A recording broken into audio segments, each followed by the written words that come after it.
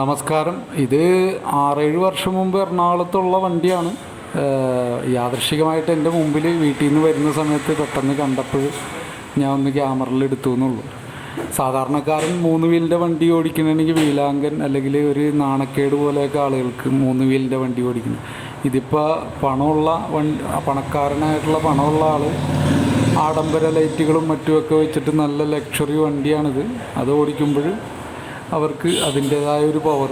അപ്പോൾ പണമുള്ളവർ മറ്റുള്ള കാര്യങ്ങളൊന്നും മൈൻഡ് ചെയ്യാറില്ല. 3 വീലാണോ 4 വീലാണോ, അവർ നല്ല ആഡംബരമായിട്ട് അത് കൊണ്ടുകൊണ്ട് കിടക്കുന്നത്. ഭയങ്കര സ്പീഡിലാണ് പുള്ളി ഓടിക്കുന്നത്. ബൈപ്പാസിലേക്ക് കയറിയിട്ട് എനിക്ക് പിടിക്കാൻ പറ്റിയില്ല. പിന്നെ ഞാൻ എൻ്റെ വഴിയിൽ കൂടെ അങ്ങോട്ട് പോയിന്നുള്ളൂ. അപ്പോൾ യാദൃശ്ചികമായിട്ട് കണ്ടപ്പോൾ ഒന്ന് വീഡിയോ എടുത്തു എന്നുള്ളൂ.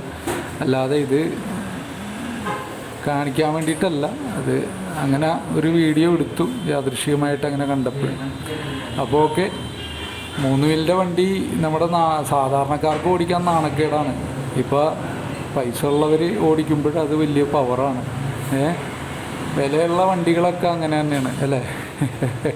എന്തെങ്കിലുമൊക്കെ നിങ്ങൾക്ക് പറ്റാവുന്ന കമൻറ്റൊക്കെ ഒന്ന് ചെയ്യട്ടോ. Okay, thank U.